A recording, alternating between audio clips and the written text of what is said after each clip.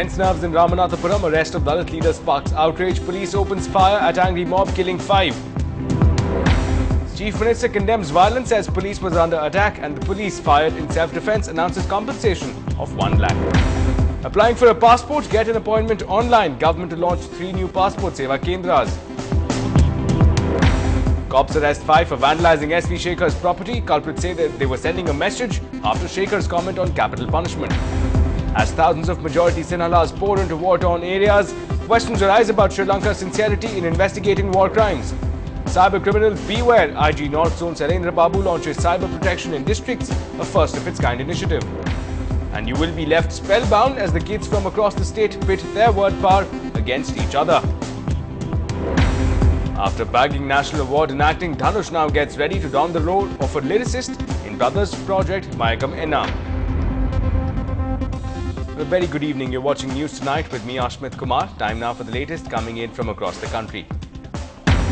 1 person killed, 3 injured after a tin shed roof collapses on other devotees in the Lal Baucha Raja procession in Mumbai.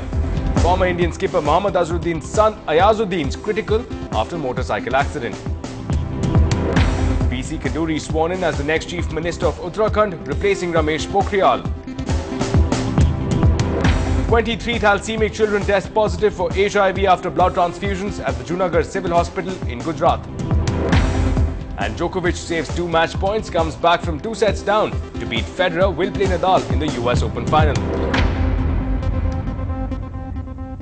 Well, at the top of this hour, 5 people were killed in a police firing in the Ramanathapuram district of Tamil Nadu and 8 others sustained bullet injuries. Now, trouble began when police arrested John Pandian, a Dalit leader, in a bid to prevent him from attending a Guru Puja or birth anniversary of a late Dalit leader. Now, soon after the arrest, a mob attacked the police at Paramakudi, injuring several policemen, including a DIG. Now, police vehicles were also torched. Protests soon spread to adjoining Madurai as well, where police had to open fire to bring the situation under control. Now, 2 people were injured in this exchange.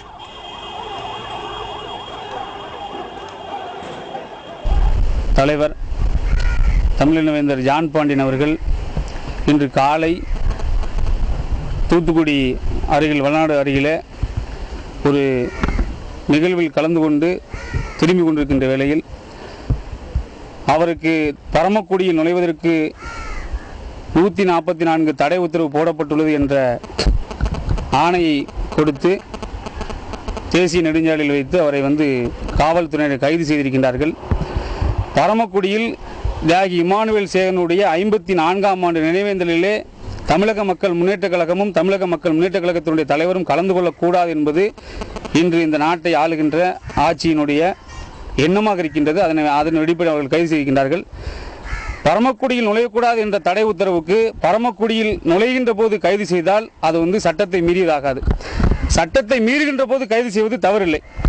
ஆனால் பரமக்குடிக்கு இங்கே தூத்துக்குடியில் வைத்தே கைது செய்வது என்பது இது சட்டத்தை மீறிய காவல்துறை கையில் எடுத்து எங்களை அங்கே செல்லவிடக்கூடாது என்பதற்காக தடுப்பதற்காக இதை கைது செய்கின்றார்கள். இது ஒரு மனித உரிமை மீறலும் சட்ட விதிமீறலும் ஆகும் என்பதை தமிழக மக்கள் முன்னேற்ற கழகத்தின் சார்பாக தெரிவித்துக் கொள்கின்றோம். Meanwhile, political reactions now. The PMK chief Ramadas demanded that such an instance of open firing by the police warrants a probe. And while the Chief Minister has already responded to this almost crisis-like situation, Amma has announced a compensation of 1 lakh rupees to the kin of each of the 3 people who died as a result of police firing. However, she did condemn the violence which broke out after the arrest of the Dalit leader. Now, she added that the police fired on in self-defense as the angry mob had attacked the forces and was also damaging public property. Now, the Chief Minister said that the mob hurled petrol bombs at the police and also torched police vehicles. And while in the latest crime updates now, the police now appear to have set its eyes firmly on targeting cyber criminals. Now, special cybercrime investigation teams have been set up in 6 districts across the state. Now, North Zone IG Sarendra Babu assured that this initiative will equip the rural forces and reduce their dependency on the urban police, thereby helping them in effectively tackling the online menace. At present, only 6 cities in Tamil Nadu have specialized cybercrime units. we are forming a cyber crime investigation team in each of the 6 districts in North Zone. The idea is that today any kind of crime has to be investigated and cracked with the help of cyber experts. Even a theft of a cell phone requires the specialized skill to track the mobile phone, the service provider, the SIM card, and sometimes the location of the person who is holding the mobile phone in the Google map. Even very heinous crime of kidnapping of a minor girl, kidnapping for ransom, requires to locate the place where the boy or girl is, which can be done only through tracking the mobile phone. And even the cheating by international gangs like Nigerian cheating, people offer a huge sum of money as lottery. Sometimes they offer a job, and through this way they cheat people. This is very common, and most of the victims are poor, gullible public from Tamil Nadu. Therefore, this part of the country, this part of our 6 districts, we like to have a strong team so that such complaints, even a very minor complaint, say an SMS with obscene content, or call abusing the women who is attending the call, even very petty crimes like this requires specialized skill, but for which police may not show a lot of interest. Now, since a 6-member team, every district we are going to keep policemen experts in cybercrime investigation. This 6-member team will be assisting the superintendent of police in a large way. They will be able to locate the culprit, the location of the mobile phone, and they will be able to help to detect most of the cases, mobile phone theft, or cyber crimes, cyber theft, or ordinary crime like burglary or cheating or murder for gain, attempted murder, kidnapping. Any kind of crime, investigation will be easier with the help of this specially trained cops in 6 districts.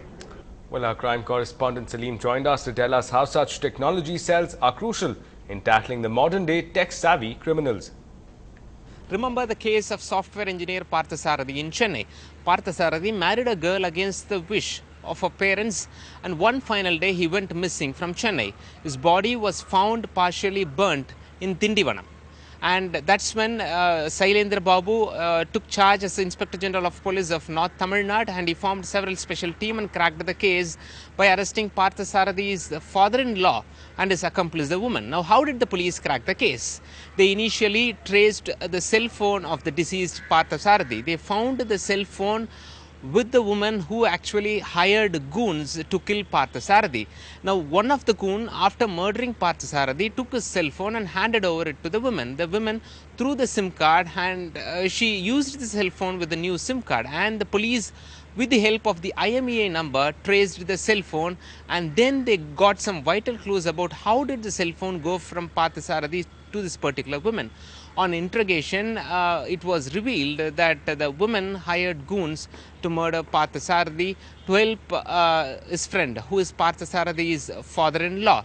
And the police say that knowledge on cybercrime is very important as far as the police department is concerned.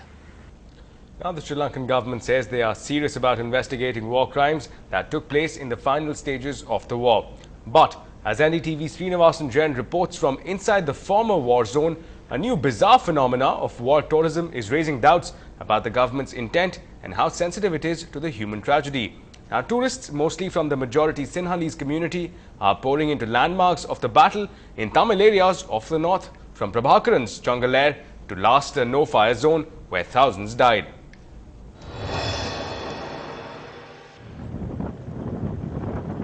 In the shattered town of Puttikudiyurappu, one of the last zones of the war in Sri Lanka's northern Tamil areas, we come across this bunch of young Sinhala boys on a school trip. They are making their way through the jungle towards the highlight of Sri Lanka's new and somewhat bizarre war tourism trail, Prabhakaran's bunker. Crowds of visitors, all Sinhala, wander through the LTTE chief's secret tunnels, taking pictures of armored doors and escape routes. This was the emergency exit. In this unlikely setting, we came across a Sinhala family who spoke from the heart about reconciliation. This falls effect not on Sri Lanka. අපි සිංහල එනට අපි දෙමළයට ආදරෙයි දෙමළය මොනවා හිතනවද දන්නේ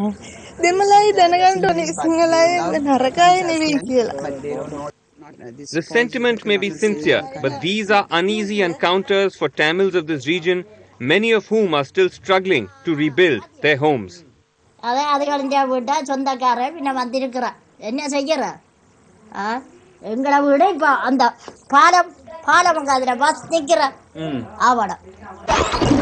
No, we are very freedom, so we can go everywhere in Sri Lanka.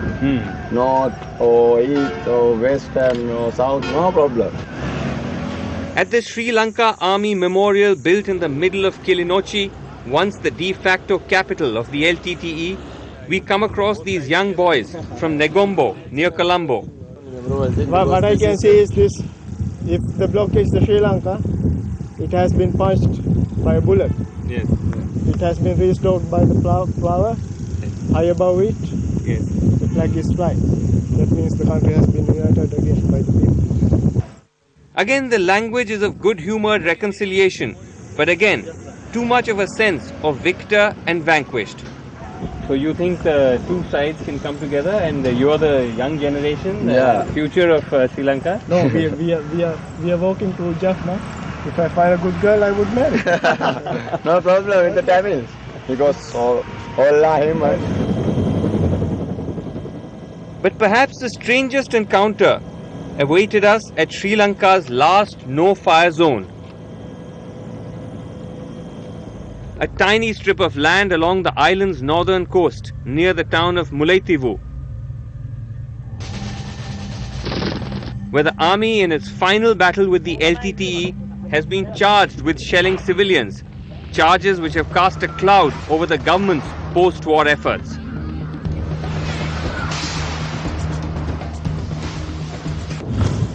Sealed off since the war to the media, now we were allowed access into this landscape of charred vehicles and shattered homes.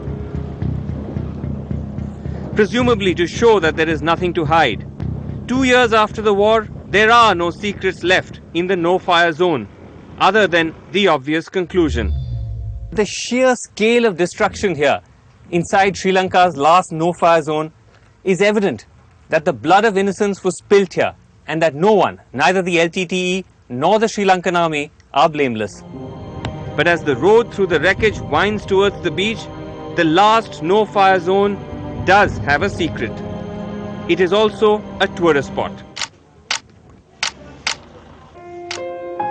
You can grab a beer, get some food, and walk down to see the ship Farah, a Jordanian tanker hijacked by the LTTE in 2006. The army says that this is only open to army families, but we saw enough people who looked like civilians, Sinhala civilians. Just a few hundred yards away, the burnt stumps of trees, a reminder of where thousands of their fellow Sri Lankans died. The government says its priorities are building the economic hardware of progress, roads, bridges, buildings, through which they will connect the north and the south of Sri Lanka. And while these are important, no less important is justice and dignity. With Neha Masi and Sanjay Mandal, Srinivasan Jain in Mullaitivu for NDTV. Well, moving ahead with an increasing number of people looking to fly overseas for business, while some for pleasure, the government will now be launching 3 new Passport Seva Kendras on September 16th. Now, the Kendras under the Passport Seva project would be inaugurated at Saligramam, Aminchikarai and at Tambaram. Now, the services will include a fresh passport application, police clearance certificate, addition of spouse name, change of address or any other changes. Now, the Kendras will entertain applicants with online appointments only. A new website, in fact, www.passportindia.gov.in would be launched the same day. Well, heading into a short break now, US invaded 2 countries in its war on terror. What has India done to defend its citizens? We take a look on the other side.